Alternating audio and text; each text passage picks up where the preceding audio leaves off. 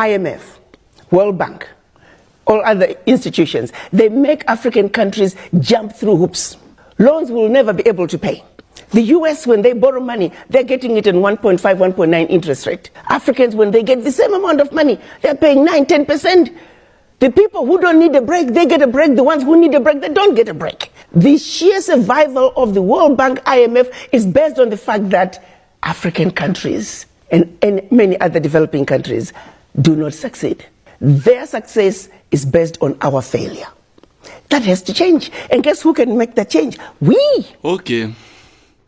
I hope everyone have seen it. I hope everyone has seen the reason why Ibrahim Traore decided to stop borrowing from IMF and World Bank.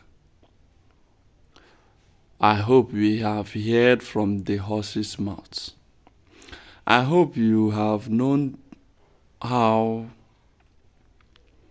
the World Bank and IMF are getting rich while Africans are suffering. I hope we all have seen how Africans are getting 19% of how African countries are paying 19% of their loan, while other countries are paying 10% and 9% interest rate. How do we progress when we are paying 19% of the same amount of money others are paying 9 to 10% interest rates? I always say it, the success of African countries lies in Africa. The success of African countries depends on the policy we are making. We can't be making policy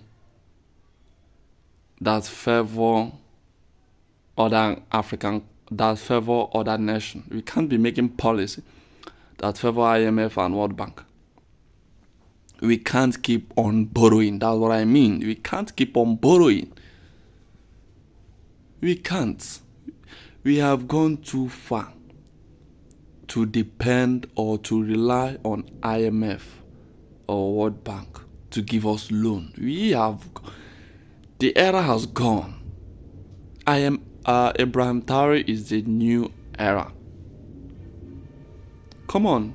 Why is all African countries, African nations always depending on IMF for loan? Why? Well, come to my country, you see the president of my country always running head and scatter, looking for people who know send them, looking for people to lend money from. If not IMF today, is World Bank tomorrow. Adopting slave policy in the name of economic reform. You are seeking an economic reform from IMF. Does it make sense? Does it really make sense? The people you are seeking advice from in the name of economic reform is the same people that has been keeping the continent low and poor for a very long time. Do you think that you will be able to get rich when you are borrowing money? Is that what you think? If you keep on borrowing, will you get rich? As an individual, if you are always borrowing from people and paying with interest, don't think you will be able to make it. Yeah, borrowing is good. Don't get me wrong. Loan is good. Don't get me wrong. But not always. Not always. You don't depend on loan every day.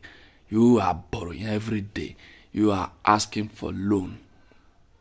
How will you be able to progress? The policy that will favor Africa is the boys' policy to elevate Africans.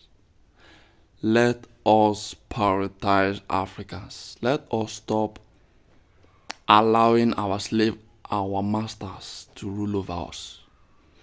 Africans must be great. Africans must be great. It is only Africans that will still make Africa great. And this is why we all African leaders must join hands and support whatever Ibrahim Traore is doing in Africa, because Ibrahim Traore has the intention of Africans in mind. Stop borrowing, stop lending money from people.